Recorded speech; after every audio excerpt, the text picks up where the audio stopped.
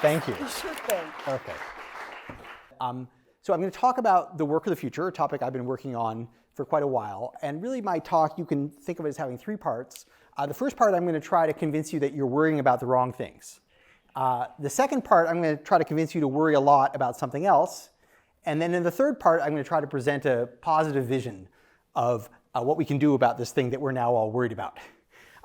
So I'm going to walk you through the eras of kind of historical technology, the computerization, and then the era of AI, which I really do think is a big deal, and which I will be talking about. And I'm sure you know at least about as much about this topic as I do, and I welcome your thoughts on it. So the title of my talk, The Work of the Future, Where Will It Come From? So let me just roll the clock back. If you think about it, a lot of the great inventions of the last 200 years were designed specifically to displace labor. So the tractor was built to replace human muscular power with internal combustion power. The assembly line was meant to reduce the need for skilled artisanal labor and replace it with kind of repetitive production tasks. And the digital computer was built to eliminate the need for cumbersome, error-prone human calculation and replace it with digital precision, even digital perfection. And these inventions have worked. We don't any longer dig ditches by hand. We don't pound tools out of wrought iron. We don't do bookkeeping using books, right? We have made ourselves unnecessary in a vast number of activities that used to occupy a large part of the human labor force. Despite that, the fraction of adults in the paid labor force has mostly risen over the last 130 years. And that's not just true in the United States, that's true in most industrialized economies. Now you'll recognize, of course, a lot of that reflects the movement of women out of unpaid, constrictive labor in households into the marketplace where they can use their expertise, their judgment, their creativity. But nevertheless, their movement into the labor force hasn't forced other people out. And in case you think this is a kind of a backward-looking perspective, if we look after the pandemic, the March unemployment rate was 3.4%, which was about what it was right before the pandemic, which is extremely low, even by historical US standards. And if you look across the industrialized world, in fact, unemployment rates are now at the lowest level in many countries seen in decades. So we're clearly not running out of work. We're not running out of jobs. So I first want to explain why are there still so many jobs after all this automation? That's the first part of my talk. And I'm going to give you three reasons. And I'll do them in order of increasing unfamiliarity.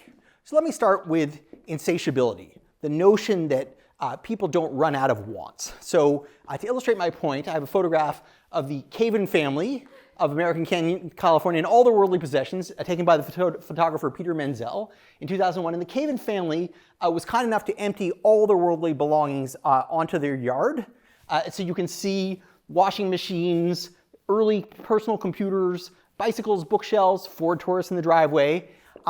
And so this is a middle-class family. But of course, the level of material belongings they have makes them among the richest people who've ever lived in human history, right?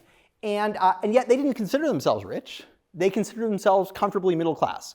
And if you were to roll the clock forward 4 years later, 20 years later, and do this picture again, I guess 4 years later, you would need a much wider angle lens to get all the belongings that people have, right? So this reflects the fact that people's perceived needs rise about 1-for-1 with their incomes. And so a lot of what technological change does is it makes us more productive, digging more ditches, doing more agriculture, doing more assembly line production, doing faster calculations. That raises wealth, and then that increases people's material standard of living. They could use that for leisure, but they use it a lot for consumption, and not just more goods, but more variety of stuff, more types of things, more experiences, more travel, more food. And so that tends to create a lot of work. So one reason that we haven't run out of work, despite all this automation, is that our needs keep rising with our wealth, or our perceived needs, and that creates a lot of work for other people to do. That's one reason. A second reason has to do with the way we interact with technology. So it's very natural when you think about technological change, and of course I primed you for this, to think about automation, automating away things people do. But in many cases, technology is not actually automating away, it's giving us tools to do what we do better. So if you think about, contemporary medical office, right? It's filled with instruments, it's filled with computers, it's filled with data, and it's a high-tech environment. Those things do not substitute for the work of medical professionals, even though it allows them to run tests faster, right? To look, deeper, to do all kinds of time-consuming stuff quickly, but ultimately it makes them more valuable, right? A medical office without the medical tools wouldn't be worth going to. And in general, the diagnostic tools allow people not just to do things faster, but to give better diagnoses, to figure out what's wrong, to give more intensive treatments, and all kinds of tools that are introduced by this technology, right? And you don't have to go to the high-tech realm to see this. Think of a roofer using a pneumatic hammer, right? The pneumatic hammer allows a roofer, it's an air-driven hammer, probably many of you know this already, allows them to not just stop hammering, but to do faster work, more consistent work, work in more difficult and dangerous locations, right? This tool augments the expertise. It wouldn't be very useful for me, right? Given this, I would probably put a nail through my hand. I wouldn't really do a good job roofing. But if you know what you're doing, right, this makes you much more productive, right? So it's a complement. It augments people's skills. So that's the second reason. Many of the things that we create are tools that make our skills go further. The third, and this is the least discussed, is the invention of new work, new things to do. So let me give you this by counterexample.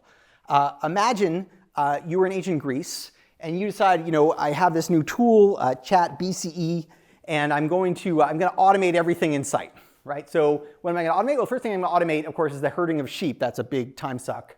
The making of clay pottery, the weaving of tunics, the repairing of horse-drawn carriages, and then finally, and last but not least, the chanting and burning of incense for victims of disease. And now we're all done. Everything's automated, right? So,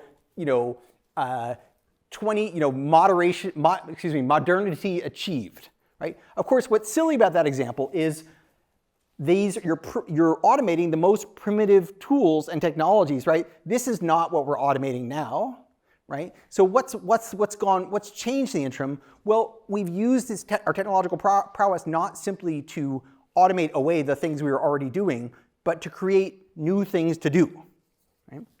So for example, if you look at US agriculture, at the turn of the 20th century, so in 1899, 40% of US employment was in farming. Today, it's under 2%. And that's not because we're eating less, right? It's because, more than a century of improvements in irrigation, fertilization, mechanization, and genetics have allowed a small number of farmers to feed a population of 350 million and export a ton of food, right? Now, if you've gone back to 1900 and said to people, 19 out of 20 of you will no longer be in farming 100 years later, what do you suppose you'll be doing? They wouldn't have any idea, right? They wouldn't have said, Bitcoin mining, search engine optimization, query engineering, right? They wouldn't have been able to envision the new work that was ahead of us. But that new work is a critical part of what we do, right? So the third reason that we haven't run out of work is because we're not just doing the same stuff faster and doing more of it. We're doing different things, often enabled, but not by technology, although not exclusively by technology. So let me be more specific on this point. Let me give you some examples and then some evidence. So let's take the example of accounting. So there's timeless tasks associated with accounting, learning the client's financial plumbing, mastering the rules and regulations, etc. There's tasks that have now been extensively automated. So all kinds of organization, data retrieval, calculation, data presentation. There's also new work. So here are some new accounting titles discovered by the US Census Bureau. So in 1970, they discovered the Burroughs bookkeeper. Does anyone in this room know what a Burroughs bookkeeper is? Okay, yes, right? So it was a Burroughs adding machine. It was a big mechanical adding machine. It looked like a one-armed bandit, right? And you enter numbers and you pull the lever. It was very satisfying. And it was very slow, but it was a good upper body workout. In 1980, they discovered, 1990, the computer bookkeeper. In 2018, the financial compliance examiner, and in 2018, the Home Mortgage Disclosure Act specialist. So these are all new specialties within accounting. They're all new areas of expertise that didn't previously exist. And again, you don't have to go high tech to find this. If we're talking about, physical fitness training, right? So there's the timeless tasks like the grunting and the sweating, the agony and the ecstasy. There are things that are now automated, like all things with measurement, timekeeping, equipment adjustments, resistance, weight, etc. And then there are new activities. Sports psychologist in 2000, sports nutritionist in 2018, certified therapeutic recreation specialist in 2018, right? And let me say, you might say, well, what's new about these things? What's new is they require some expert knowledge that previously didn't exist and wasn't even necessary. So let me give you some more detail. Where does this come from? So the way we measure new work is the Census Bureau since 1910 has basically been keeping lists of what people write in on their census form. So the Census Bureau asks you, what is your occupation? And that's not a check the box, circle the number, whatever thing. It's a free form text field. And then the Census Bureau has to codify those. They have to enter them, and then they have to classify them to between 300 and 600 categories in the course of a year. But people write in many, many more things than that. And so the Census Bureau keeps these volumes, which they update every decade, where they write down all the things that they have sort of view as legitimate answers that then map into these broader categories. So for example, here in 1980, I believe, or 1990, is the occupational title of health technicians technologist. So that's number 208. It's one of 600 occupations that the Census Bureau would classify in the data sets that you could download and analyze.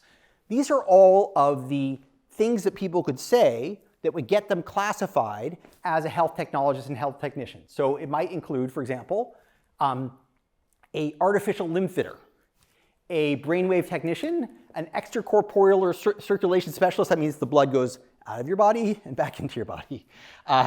The ocular care technician, the surgical brace maker, right? So these are all new titles that were added in that decade, right? Things that people hadn't previously reported, that enough people reported in that decade. The Census Bureau wrote it down and created it as a new category. So just to give you some examples of this over time, my co-authors and I have put together a list of these from things that were added between 1940 and 2018. So on the left here, you might see, for example, the automated welding machine operator, the textile chemist, the controller of remotely piloted vehicles. So notice 1980, that's a drone pilot. The Census Bureau discovered that. An AI specialist in 2000, a cybersecurity analyst in 2018. The airplane designer actually is an interesting example. Orville Wright, if you go back to his 1910 census form, in which you can do this on Family Search, and you can see what he wrote in for his occupation, he said inventor. In 1930, if you look again, he wrote airplane designer, right? So he's not just riding the wave, he is the wave. Right? So now you look at this and you think, oh, I see. Sort of new work is people who invent new machines, use new machines, sell new machines, fix new machines, scrap new machines, etc. And there's a lot of that, but that's by no means all of it. Here's another set of occupations that were added.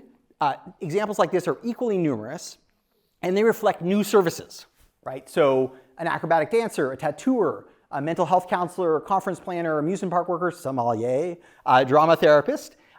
These don't reflect technologies per se, but changing tastes, changing income levels, and changing demographics. When the population gets older, more services are directed at the old. When it gets younger again, not that individuals get younger, but when we have a lot of babies, a lot more things are invented for the young.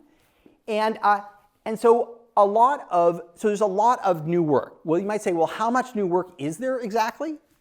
It's not easy to estimate this, but in 1940, there were about 50 million workers in the US paid labor force doing the jobs that existed in 1940.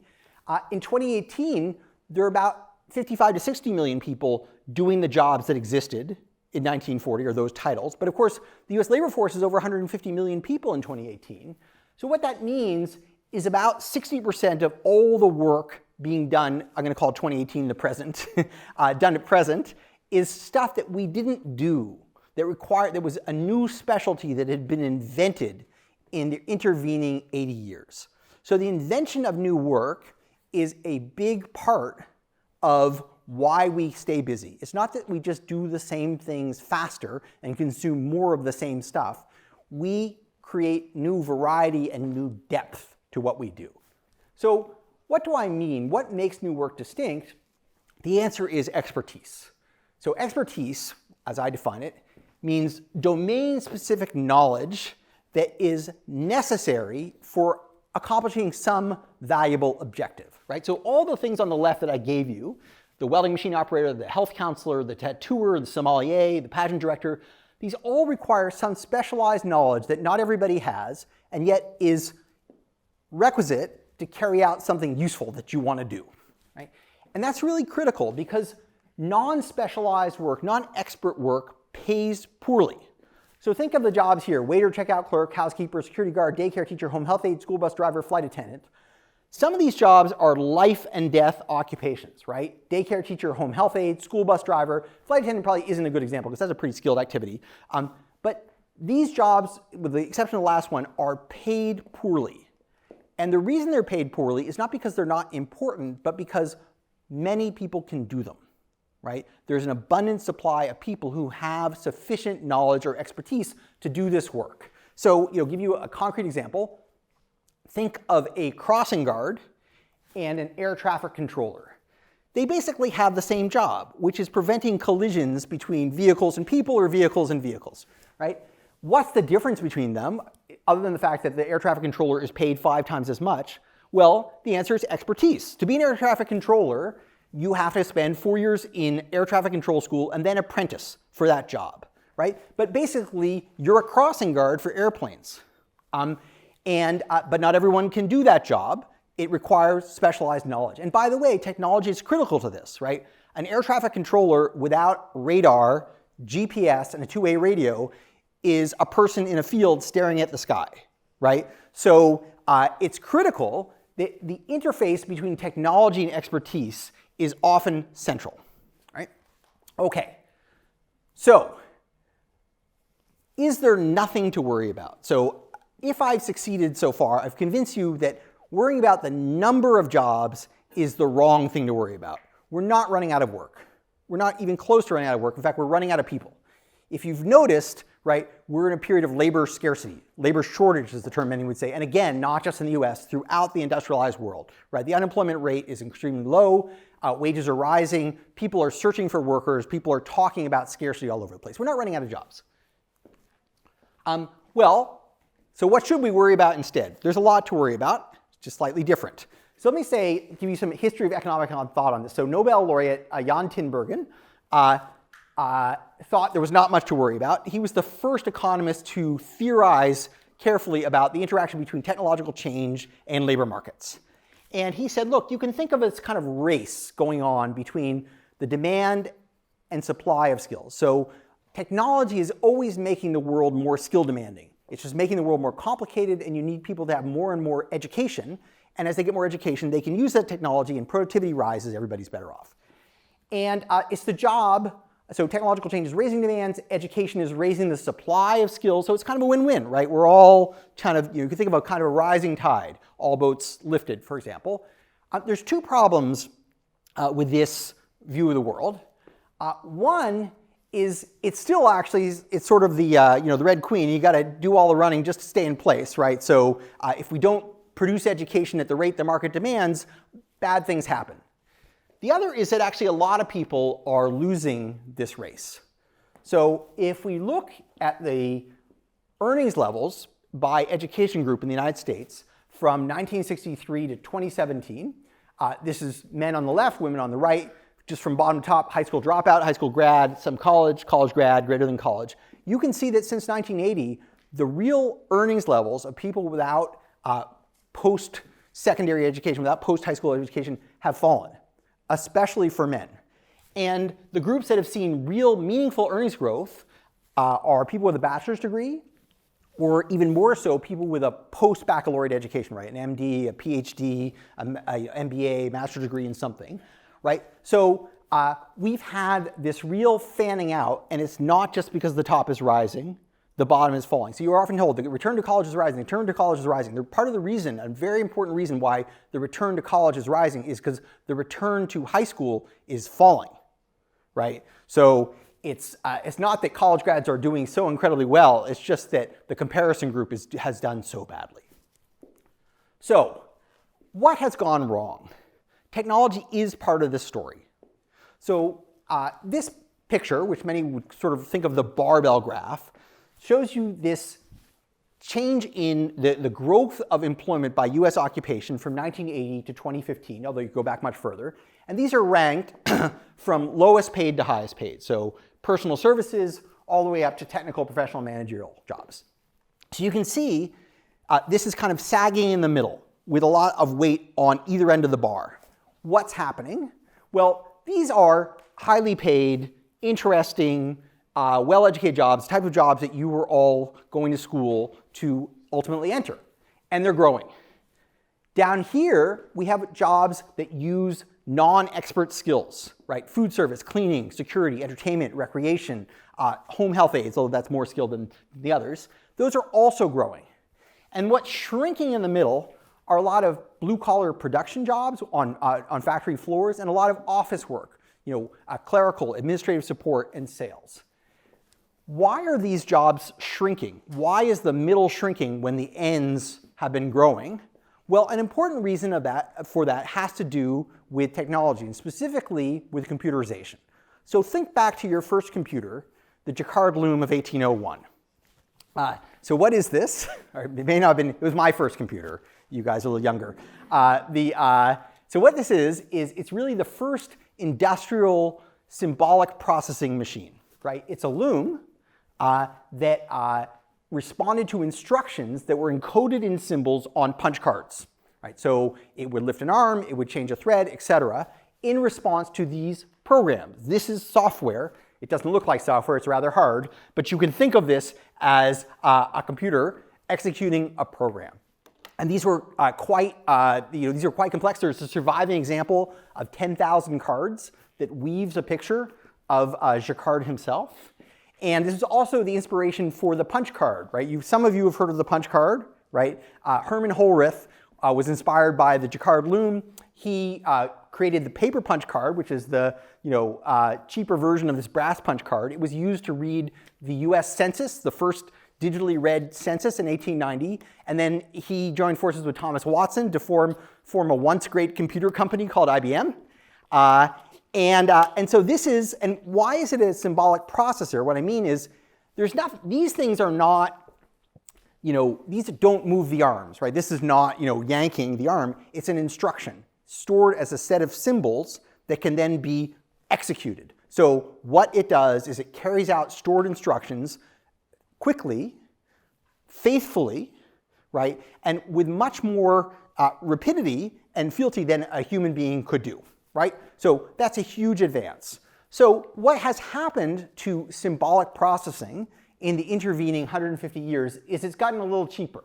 So about 2 trillion-fold price decline in the cost of executing instructions, right? So you can go basically from the manual era. There's your Burroughs bookkeeper again, right there in 1910. And then these are various phases of computing, right, from mainframe to PCs to phones. And essentially, the digital revolution, right, is the notion of taking symbolic processing and turning it into electrical pulses and making it incredibly tiny so it can be stored on integrated circuits. So you can have literally billions of symbolic processors, in your pocket at all times. Right? So this notion of symbolic processing, of carrying out stored instructions, applies to work. It enables some forms of work to be readily codified and carried out by computers. So if you're doing repetitive actions on assembly line, if you are doing repetitive calculations, if you're typing and filing and sorting, right, those things are mid-skill tasks. They require knowledge and expertise, but they also follow well-understood rules and instructions that became feasible to write in the form of software and have carried out by digital computers for cheaper and faster than any of us could do it. Right? So that is, so you might say, well, why only in the middle, right? Why is this only in the middle, not the ends? Well, let me invoke another person, Michael Polanyi, philosopher, and he made the following observation, which is, we know more than we could tell. So what I mean by that, or what he meant by that, is there are many things that we do all the time that we don't actually know how we do them, right? So riding a unicycle or telling a joke, right? You may or may not know how to ride a unicycle, you know how to ride a bicycle, you've certainly all made jokes, but you couldn't give a classroom lesson on how to do that, right? You'd have to say, well, want to learn how to ride a bicycle? Get on and let me give you a push and hope for the best, right? And there's a reason for that, which is that these calculations or machine actions, right, they're things that we created and created the procedures and then handed them off for computers. But there are many things that we do that we didn't formalize ever. If that's, having an idea, making a persuasive argument, developing a hypothesis, right, on the one hand, but also, it could also mean, waiting a table, cleaning a room, right, picking up a hotel room. Both high and low skill tasks, many of them have this element of what we would call non-routine activity. They don't follow instructions that we understand formally. And that has stood in the way of their being computerized. And so that relates. So both these high-skilled professional, technical, managerial jobs and many of these in-person services, what they have in common is they're difficult to automate. Now, these arguably are augmented, right? These are jobs that basically use information to do what you do. If you're a medical researcher, if you're just a doctor, you're a lawyer, you're someone in marketing, you're someone in sales, you're doing engineering or design, having access to information processing makes you more productive, right? It increases the value of your expertise. For these folks, right, they haven't either really been augmented or automated, but what has happened is people have been pushed out of the middle and many of them have ended up in these jobs doing non-expert work. And that contributes to the fall in wages. This figure relates to the last one, that barbell I showed you, because it shows essentially if you look by gender, age, and education, you can see groups that used to do a lot of things that have since been computerized, people who did routine intensive tasks. And those groups that did those 40 years ago, they've seen big falls in wages, not because they're doing that work right now, but because that work has disappeared and they've moved much more into the bottom. Okay, so that just, no, I can't do that. that just connects those lines of thought. So now let me move forward. Okay, I want to talk about the era we're in, because many of you know that everything I've said about what computers could do is no longer true, right? Because why is that true? Well, computers can now, for example, they can learn autonomously, right? They can accomplish tasks that we would think of as creative, including generating these figures, right? They can potentially discover and invent things that we don't even understand, right? So, for example, Google's DeepMind company has made enormous progress on the so-called protein folding problem, right? Figuring out how proteins fold is central to chemistry, it's also central to medicine. And it's incredible. We see basically folded up proteins, and we're trying to figure out what they look like when they're not folded, and that costs millions of dollars. Careers are made on a single protein, right? And there's a whole race among biologists. There's a protein discovery bank, and you register the protein you're looking for, but you don't show it with other people. Anyway, so AI is now able to make incredibly rapid progress. How does it do it? Well, we don't really know, right? Okay, so this is a big deal. What's big about, and just to give you some sense of how impressive this is, this shows you a paper from March that shows you progress in the capabilities of ChatGPT from version 3.5 to version 4, right? So for example, the y-axis in this is the estimated score percentile of ChatGPT relative to the distribution of people who take the test, right? So not the random person who's, called out of the, Walmart to take the test, but literally people who take, for example, the AP Psychology, AP US Government, AP History, SAT Math, GRE Verbal, the LSAT, law school SAT, or for example, AP macroeconomics, right? So ChatGPT 4 gets in the 85th percentile. I assure you I would be below GPT 3.5 on this thing, okay? So that's really impressive progress. And how did it get to do those things? No one sat down and said, let's teach this thing law. Let's teach this thing medicine. Let's teach this thing macroeconomics. What did it do? It absorbed a ton of information, and it formed associations between those things, right? So AI, and again, you probably are, many of you are quite familiar with this, right? It learns through association, through statistical associations. It makes connections. It figures out what's most probable given some set of inputs. That's a very crude description. But turns out that simple idea with enough computation and enough complexity turns out to be remarkably powerful. Almost everybody who does AI for a living is stunned by how far it's come in the last 10 years.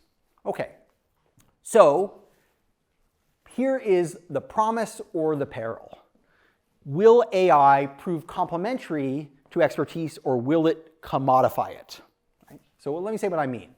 Many tools, as I've already stressed, augment the value of human expertise. Pneumatic hammer, stethoscope, etc. They make expertise more valuable. But that's not always true. Some of them replace expertise. Right? So, for example, in Yokohama, Japan, when they introduced AI for taxi drivers, what you might call Waze, they discovered that the experienced taxi drivers who were incredibly efficient at picking people up and routing them and so on, suddenly had no advantage relative to the novices. Why? Well, the novices had a tool that encapsulated all the expertise that had been available to those previous drivers. And not just all the expertise, but also real-time traffic. Right? So even knowing all the routes is not as good as knowing all the routes and where all the cars are at any given moment in time. Same thing in London. London taxi drivers spent years to learn the roads, the byways, the alleys, right? There's some other quaint British word I don't know, of the Ks, and that now is no longer necessary, right? That's good. It's good for passengers, right? It's a good thing. It raises productivity, but it doesn't mean that carefully cultivated investment in expertise by those individuals is suddenly not useful, right? In fact, this happens all the time. A typical order of operations is we first have a new idea. We then turn it into a product. We figure out how to do it. People develop expertise in it, and then we automate that. And that expertise goes away again. That's true in agriculture, right? In all the work that people did, digging and so on. It's true in accounting. It's true in many things. In fact, the only reason that expertise hasn't been fully devalued over time is the domain is constantly expanding as we create new tasks, new work. So, but that doesn't have to work that way, right? The peril is that AI could essentially master so much expertise so quickly that it could devalue a lot of skills all at once. There's an alternative idea, which I will talk about in a minute, which is that AI could actually increase the value of expertise, could make a little expertise go further, go a longer way. And so I'll talk about both of them. Let me start with the peril. Why not, right? So there are a number of issues that come up with having computers take over expert tasks.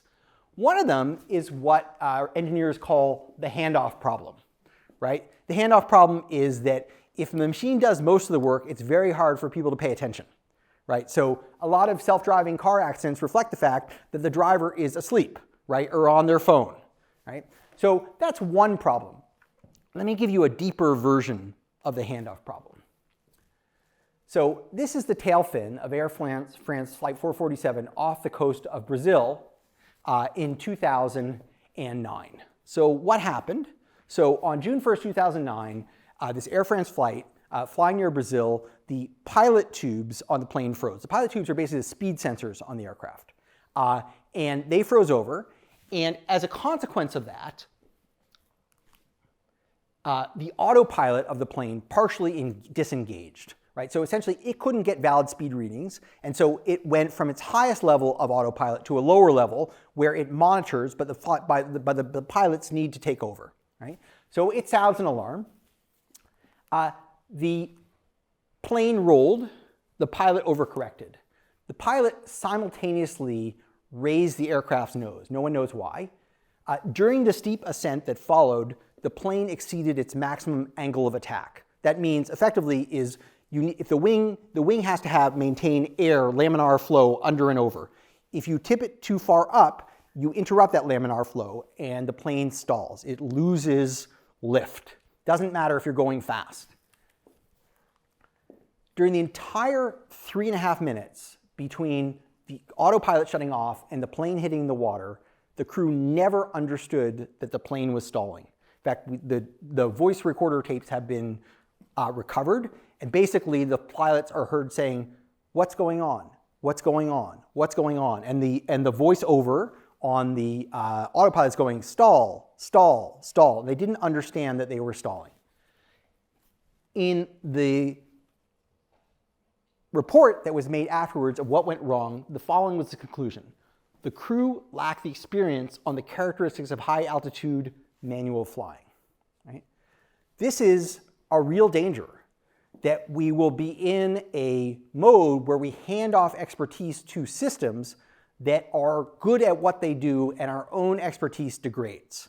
Right? It's not that those pilots couldn't have flown that plane. In fact, nothing was wrong with that plane, actually. Right? But they had so little practice in doing it on their own that they were no longer competent in those circumstances. Right? This is a potential threat of many types of technological interface, that handing over expertise eventually makes people less capable. Let me get to take that very serious point and emphasize it. Let me make light of it. This is a joke my dad used to tell me.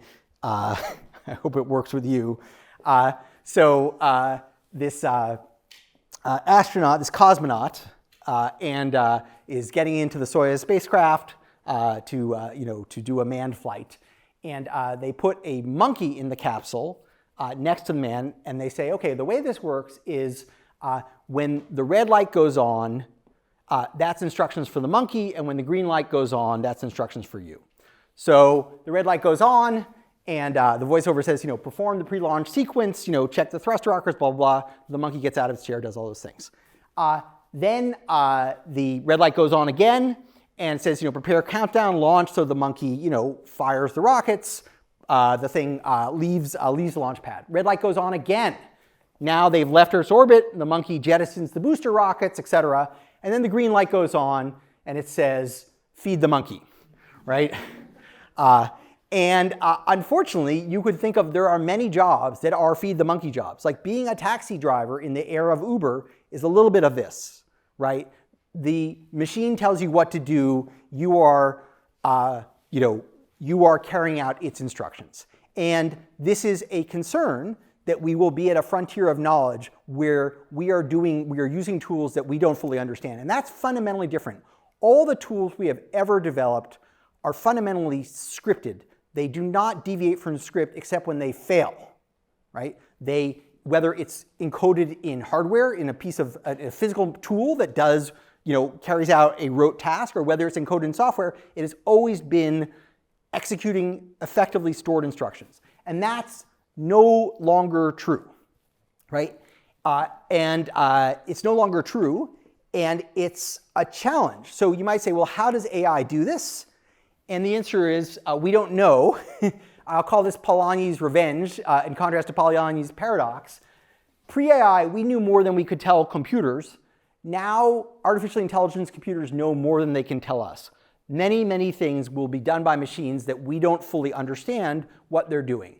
It's not that we don't understand the process through which AI, works. It's not that we don't understand the math, but it's just not a useful way of understanding what it does in any instance, right? When you have 1 or 2 or 3 trillion nodes that are essentially a set of weights that all lead to a decision, there's no way to look into that and say, well, what does that mean? Right? Why was that specific decision made? Why did that Tesla just, decide to drive off the San Francisco Bay Bridge today? Well, we don't know. It's AI. And so this is actually a challenge that we're going to have to face up to. So, for example, it's quite possible that in the future, machines will be doing science. and doing science at a frontier level, that our job, instead of trying to first develop the expertise and then automate it, the machines will get there first, and we will need to figure out what they were doing and how we interact with it. It's really, and I don't mean to be alarmist, but it is a change. Okay, so let me now give you a more positive vision of this. Right? That's the peril. I think the promise is to use technology to augment the value of human expertise. So, for example, this is an elder care robot in Japan. Right? Japan leads the world in aging. They are, I believe, the oldest industrialized country. They have very few young workers. People work very late into life. And so they are using all kinds of technology to assist with care work. Right? Being a care worker is actually quite a dangerous job. Right? And one of the most dangerous parts about it is lifting. Right? People often get back injuries. Both the patient and the worker are at risk. So here they're using robotics to assist with this problem. But more generally, you could use the same technology to assist with elder care. You could use it to provide real-time information for workers doing construction, diagnosis, repair. Right? You could use it to enable more immersive learning. You can use the technology not just to replace, but to complement, to make people more effective at the things that they do. So let me give you a kind of an example. So many of you have heard of the job of nurse practitioner, right? They barely existed in the United States 20 years ago. At present, there are about, this is number, oh, sorry. At present, this says 200,000, I've read 400,000. The median earnings of a nurse practitioner is about $150,000 a year. And what is a nurse practitioner is a person who has a nursing degree and then has gone on for a master's degree. And they do many things that doctors used to do, only doctors could do. So not only sort of taking your vital signs and drawing blood, but also diagnosis, treatment, prescription, right? And this is, if for those of you who have had kids, you will know this is not just a way of saving money. It's enormously convenient, right? If you've been in a pediatrician's office and waited half a day to see the pediatrician, the nurse practitioner is a huge innovation. So what has enabled this, right? Well, a couple things. One is just changes in norms, changes in scope of practice, right? Medicine is basically an area where usually we try to take the most expensive thing and hand it to the most expensive person. And so there's always a fight over who gets to do what. So one is to change in the scope of practice to allow people with certain skills to do more. The other is the technology, which enables, right? The technology does a lot of making sure you don't prescribe drugs that have interactions, right? That checks the medical history of the patient. And so essentially the technology doesn't tell you what to do, but it does a lot of telling you what not to do, right?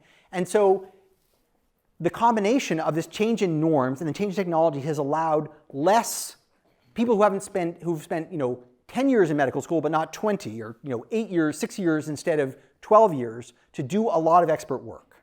Right? And this idea of allowing people with some expertise to do a broader set of tasks enabled by technology is a potential counterpoint to the decontenting of work that we've seen among middle-skill workers. Right? The idea of using these tools, using tools to make people more effective. So let me give you an example of this. Some PhD students of mine, Chiked Noy and Whitney Zhang, ran an experiment using ChatGPT. And what they did is they hired a bunch of college-educated professionals on this platform. What do I want to? It's like MTurk for higher paid workers. I forget what it's called. It'll come back to me. But anyway, they hired college graduates who do basically kind of writing type tasks, administrative writing, marketing, and so on for a living. And first they gave everyone a task that should take about 20 minutes. And the task was either write advertising copy for something, or a restaurant is considering opening a Fresh Mex outlet in Beijing, read this report, make a recommendation. And it took people about 30 minutes on average. Then for half of the group, they randomly said, hey, would you like a ChatGPT account to help you do this work? And so the take-up was about 80%. It's about 10% of the control group was already using it. And then they gave them a second task.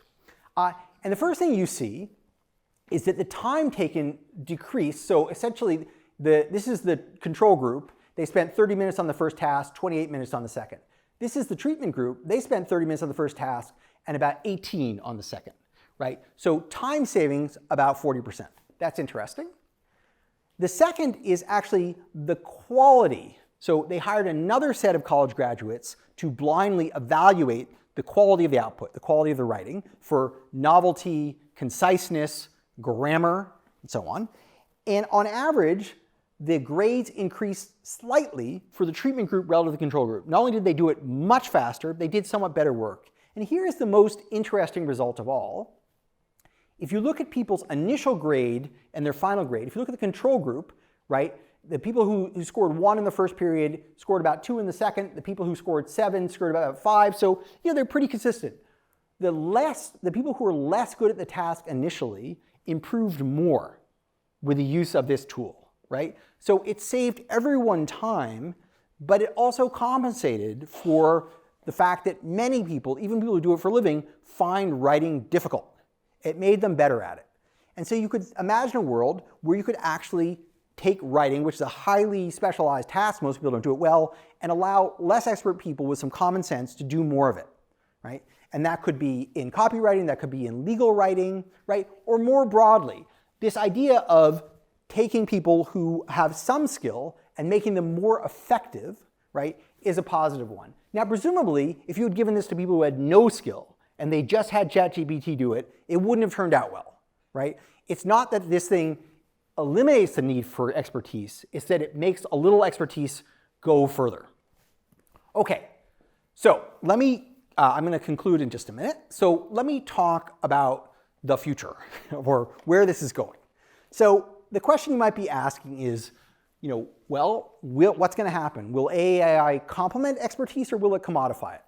Well, the answer is the future is not a weather forecast because we're making our own weather, right? What actually happens is not what is necessarily going to happen, it's how we choose to use this tool, what we actually do with it. So let me give you a counterexample. China has the world's most advanced surveillance state, right? They do content filtering on a scale never seen before, and also in terms of locating people. It is said that our leaders have said, they can locate any person in the country of 1.3 billion people in the course of an hour. Now, this is a remarkable technological achievement. That is not to be dismissed. That would have been unthinkably hard 20 years ago. It's only feasible because of a huge investment, a new technology. So this is feasible with AI and a lot of skill, right? Chinese engineers are better at this than anyone else in the world. And they're using AI to do it. But that's not because that's what AI does, right? That's one possible use case. And it follows the investment. So what you invest in is going to affect where you arrive. So an alternative use case, right, is this is a person, at least notionally, who's using augmented technology to do repair. And they're getting information in real time to make them more effective at that work. So the point I'm making is that AI is a blank canvas. It's an incredibly malleable technology. It's extremely powerful and can be used in many ways. And so what it will do depends a lot on what we want it to do and where we invest to make it capable or make us capable. And so it's easy to imagine both dystopian futures and more positive futures, but you shouldn't think of them as reading to the end of a science fiction story and finding out what happens, because we are collectively the authors of that story. So let me conclude. We are in a period of incredibly slow population growth. This is true in the US, this is true throughout the rich world, it's true in China. What's going on? Well, fertility rates are extremely low. The elderly folks are leaving the labor force. They've worked a long time. In fact, the baby boom cohorts are the longest working people in American history. And then we also have vastly restricted immigration rates, which I view as unfortunate, but absolutely the case. So since the founding of the nation, we've never seen such slow labor force growth. So very few people. The fraction of the population who are going to be 55 plus is going to roughly double over the next 40 years. Interestingly, the fraction of older people who are working has increased enormously, right? So the fraction who are 65 to 74 who are working has essentially increased by 60% since 1980. The fraction 75%, 75 plus who are working has doubled. Now, it's doubled from 5% to 10%, so not a huge number, but it's amazing. Why has that happened?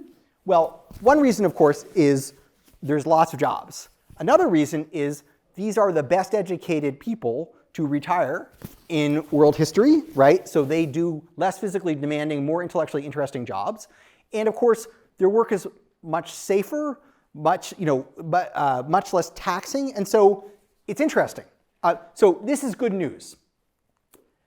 Simultaneously, the fraction of adults with work limitations who are in the paid labor force, which fell roughly in half between 1988 and 2012, has now more than fully rebounded, right? So as the population with criminal records histories who are working in the labor force, right? This all reflects labor scarcity, right? And looking forward, right, we can expect to use the same technology to make our health last much longer, not just by ridding ourselves of disease, but actually by augmenting. So this person is wearing an exoskeleton, right? Assistive technologies, exoskeleton. I fully expect to continue playing ice hockey into my 80s with my exoskeleton. And I imagine I'll be much better at it than I am now, which isn't a strong statement, it turns out. Okay, so, so where will the work of the future come from? It's going to come from these three forces: insatiability, augmentation, and invention. When we think about shaping the future of work, in my own vision, I think there will be plenty of work, and we're going to invent it. So the question we should ask is, how will we use AI in the future? And the question you should ask, or we should all be asking ourselves, is not what will AI do, but what do we want AI to do for us? Because the answer to that question is going to affect where we direct our efforts, where we put our research investment, where our universities go, where our corporations go, and ultimately what we ourselves do for work and everything else. So that is a possibility and leaves open many things, some of them good. Okay, let me stop there, and I welcome any questions.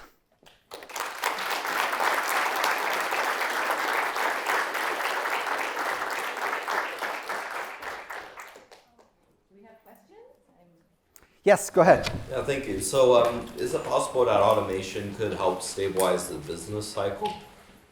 Is it possible that automation could help stabilize? I don't know. Do you have a specific mechanism in mind for how that would work? Yeah, so I mean, if more work is automated and requires less labor, then that might mean when businesses won't need as much labor for their output and productivity, that could help stabilize the cycle.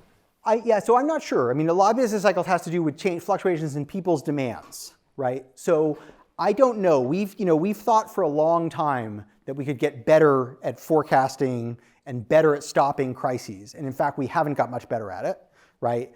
So I feel like you could ask, well, could AI forecast and then sort of help us deal with it? But it turns out, to a remarkable degree, human psychology remains out of reach for technology, right? So, for example, you can see this in insurance markets. Like, people are much better at predicting when they will die than are machines, right? You can look at, 100 people age 70, all who have the, same education, same apparent health, same set of diseases, and you can ask them, how likely are you to still be alive 10 years from now? And then you can look at those data, and you will find that the people who thought they were likely to live long do, and the people who thought they weren't likely to live long, on average, live less long. And in fact, it's a huge problem for insurers, right? Because if you're selling annuities or life insurance, you don't want the consumer to know more than you do. But I guess the point I'm making is we can get smarter, much smarter at doing complex things. Whether we can actually get better at predicting individual psychology or the interaction among them is more of an open question.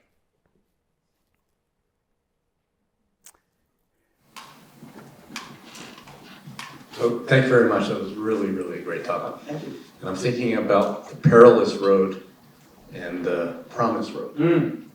And I'm guessing we're going to be walking down both of those roads. Do you have a sense? And the future's open, of course, so we're not sure which road's going to win out. Do you have a sense of how to think about which road might win out? Well, so the biggest concern I have is, the incentives, to use a common word, are not especially well aligned with the social goals, right?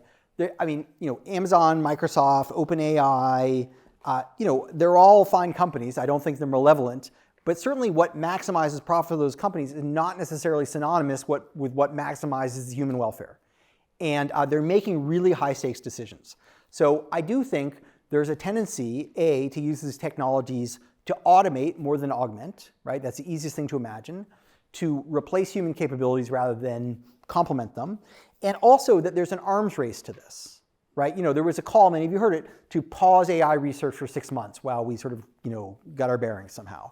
Well, even if whether you thought that was a good idea or a bad idea, immediately that can't happen, right? Because even if these companies said, okay, we will release no new products for 6 months, they're like, okay, let's double down, everyone get into the lab and let's get to work, right? And they're thinking to themselves, well, we got to do that, because if we don't do that, well, Microsoft will do it. And if Microsoft doesn't do it, Amazon will do it. If Amazon doesn't do it, China will do it, right? So the competitive arms race in this pushes us down this road much faster and with much less forethought than we might ideally like.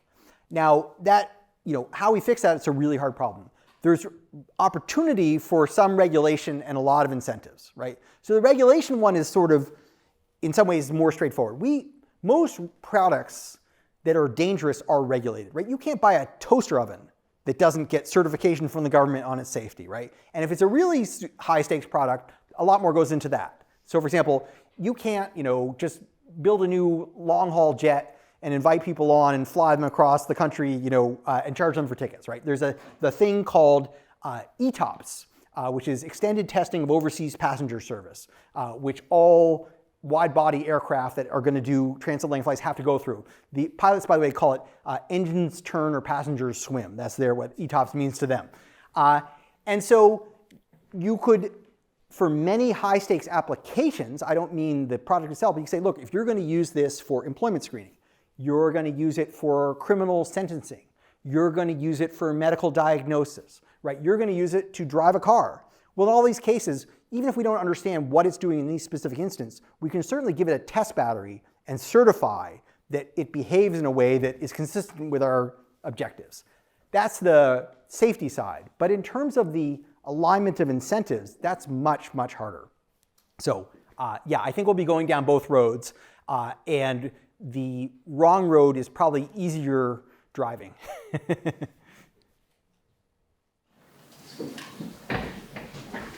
So thank you, that was excellent. I really enjoyed it. A question that I'm left with is, what is the right education policy to go with this? Because I feel like until very recently it's been, keep the people at high levels of education going. There's a return to that, especially technology, and then have some of the lowest skilled workers develop skilled trade type of work. But I don't know, to me it's not as clear now with AI.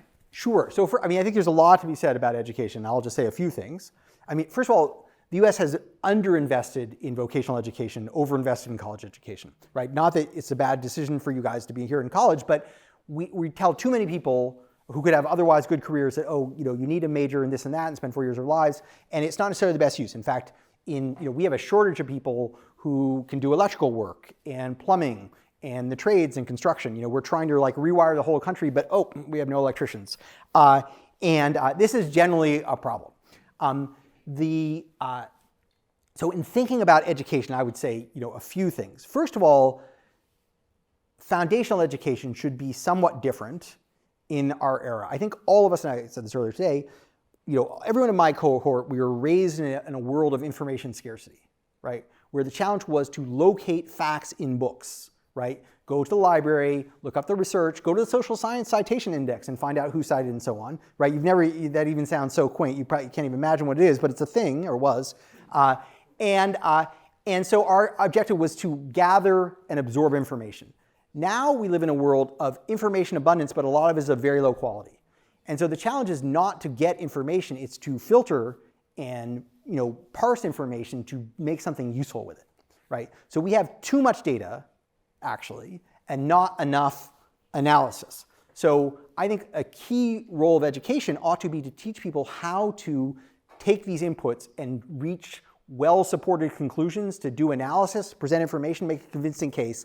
And the job of filtering out the intellectual spam of all varieties that we will be seeing is going to be a very challenging job. So that, I think, is crucial. The other thing is I do think that these tools can help us educate more effectively, and especially for adults. One thing we know is adults displaced from career jobs have a very, very difficult time making transitions. Why? Well, adults don't want to go back to classrooms, right? They do not want to sit in a seat and fill out testing forms and so on. But if we could make education immersive and engaging and accessible, and we will see amazing things in virtual reality, even in the metaverse in the years ahead, much maligned, but it will eventually be useful. It will allow people to learn more rapidly and to hopefully to improve skill sets. And then I'm not certain about the college thing. We're going to need people at the frontiers of field still, but whether hopefully more things can be done with somewhat less expertise using better tools. But there I think the jury is very much out. But I think things will change, and I think there's opportunity.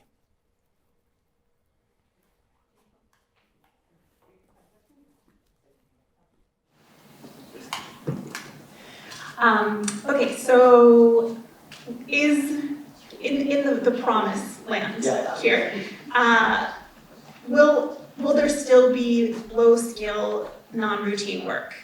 And if so, isn't the income gap going to get even larger between that low-skill, non-routine dog walkers and the augmented medical professionals? Okay, so you're using a term, our low-skill, non-routine work, meaning kind of like that service work, the food service, cleaning, security, the dog walkers and mall gardeners and so on, things like that. So there will still be that work. How well it's paid depends on how scarce the opportunities that other people face in other sectors, right? So, William Baumol famously observed, why do barbers' incomes rise over decade, even though they're not getting any better haircutting? They're not getting faster, right? Or symphony orchestras, right? They still take the exact same number of people they used to be, or even pastors, right? They're baud rate, the deity hasn't improved, and yet their wages rise over time, decade by decade. Why? Well, it's because they have to be paid to do that instead of something else, right? So as opportunities arise throughout the economy, pay rises even in the lowest paid work to compensate people for not doing something else. So if pay rises in the middle, it will also help people lower down. And part of the reason wages have not risen for low-paid, non-routine work in the United States is because the middle has been pushed downward, right? So I do think, I think, and in this period of labor scarcity, we already see it, right? Wages are rising much faster at the 10th and 25th percentile than they are at the median or the 75th percentile, and that's been true for 7 years. Even before the pandemic, it's only accelerated after the pandemic. It is the case, however, and this is, I think, kind of not that frequently pointed out, that AI is going to improve the functioning and capability of robotics very quickly as well, right? A lot of problems in robotics are not the problems of dexterous motion, right? Machines are extremely physically capable in terms of if you give them the right instructions, they will carry it out.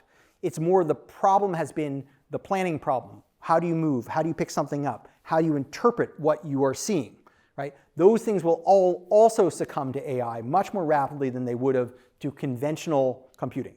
So I think we're going to see a lot of progress in all these domains. So I don't know, there's nothing that won't be affected.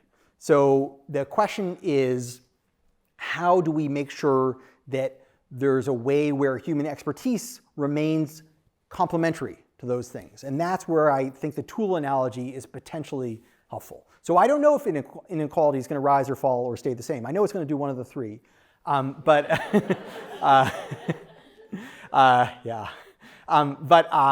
But my hope is that we will reinstate the middle. That's my hope.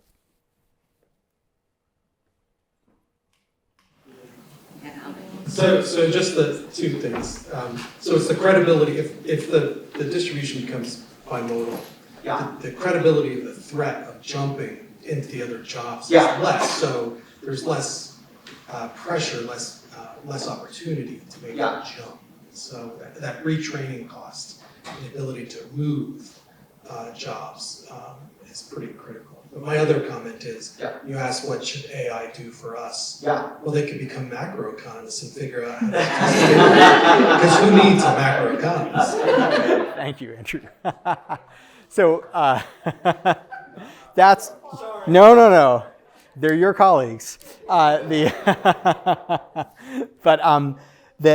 think this fissuring has really created a lot of frustration. People who don't have college degrees have seen their horizons shorten over the last 4 decades. That the opportunity for entering the middle class has arguably declined because there are fewer. There's less of a middle to be in, and so that's what I would like to see restored, if possible.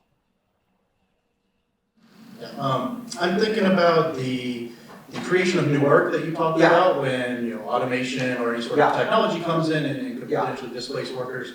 And I'm curious if you think there might be concern that AI can be so widespread and so fast in that displacement that there's not time for people and markets to adjust to creating that new form of work. If we could see the time needed to make those adjustments for people to develop new skills and markets to adjust it. AI might be so fast and so widespread that that's just not there. Yeah, I don't think there's any economic law that says these things, automation and sort of new work creation, have to proceed at the same rate.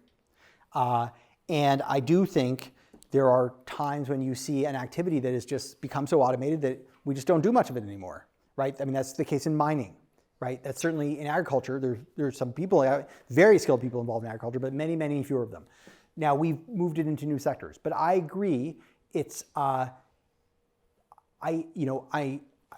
history gives me some confidence, right? That we've completely transformed our world, and yet we are no less busy than we used to be. I mean, the good news is people work a lot less than they used to, but not because there's no jobs, right? People consume much more leisure. People in America used to work 4,000 hours a year on average. Now we work on average under 2,000, right?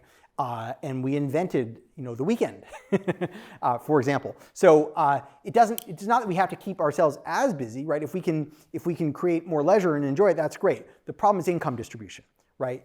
Your primary asset in your livelihood is the value of your labor, right? So we really have a collective stake in keeping labor valuable. And that's why I keep emphasizing this point about expertise, that's what makes labor valuable, and that's why we want to make sure expertise is, continues to be complemented. I'm going to jump in because I've been wondering about income distribution, and I'm thinking about the child care workers and the more caring professions where it seems like AI could augment it, but it seems like you're still, I don't know, maybe I'm biased, it still seems like you're going to need a human being. And what do we do about the compensation structure you're arguing that the wages are going to go up, but people would say childcare already isn't affordable. Yeah. And so I'm just kind of... Yeah, so I think, so first of all, let me say, many other industrialized countries do not have the same degree of unlivable low wages as we do, right? This is not a economic necessity, right? If you look at people who do, fast food work for a living, right? In the US, they make on average, or at least a few years ago, about $11 an hour. Right? In Scandinavia, they make twice that. Now you may say, okay, Scandinavia, right, another planet, who cares? But if you look at our neighbor to the north, Canada, right, they make 30% more an hour doing that same work, right? So the degree to which bad jobs are bad in the United States is a social choice. It's not an economic law. Many other countries manage to do better, and it's because they make decisions about, what is an acceptable level of distribution, what benefits are given apart from work, as in, healthcare, childcare, maternity. Now, those countries have higher tax rates, right? It's a trade-off, right? But we all live in mixed market economies that range from sort of cowboy capitalism in the U.S. to sort of cuddly capitalism in Denmark, right? But it's not purely a market outcome. I do think many of those that work could be augmented. So in Japanese nursing homes, for example, workers are using robots a lot more. Their work is safer, they're happier with it. They're not making more, but they have better jobs, right?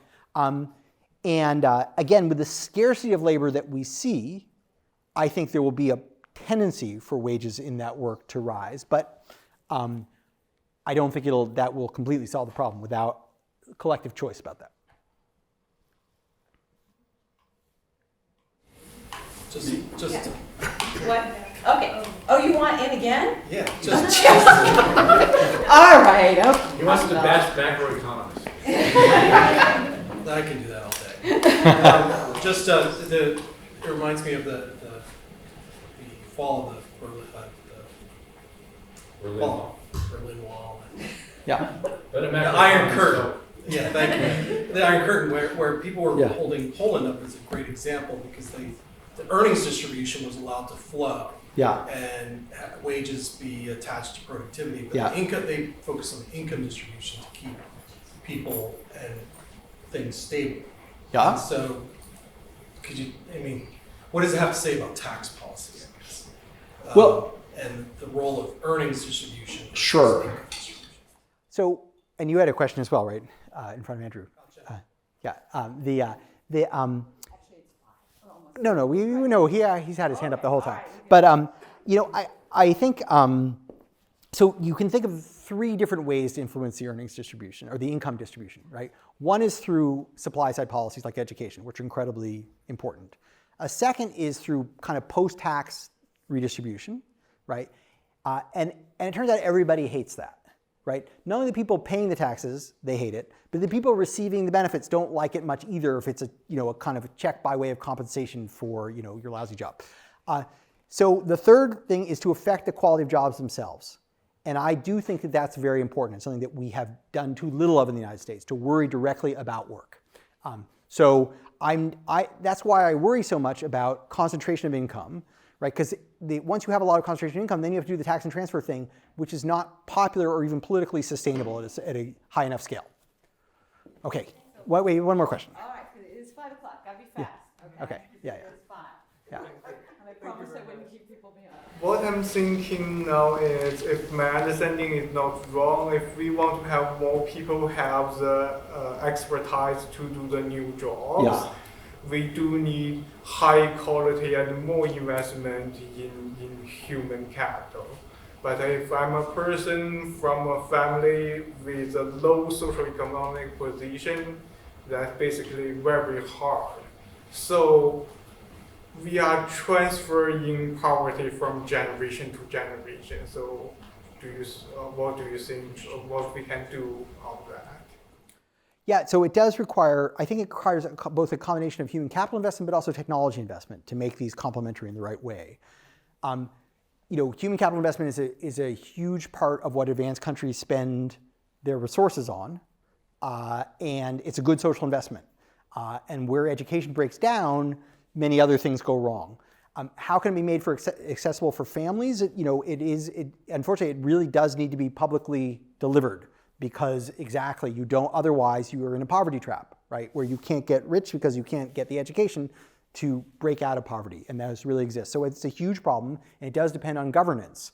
Now, I do think the technology is going to make some of this stuff hopefully easier, but we've never found technologies so far that substitute for teachers, right, in classrooms. That people, at least at present, appear to be uniquely motivating for one another in terms of learning.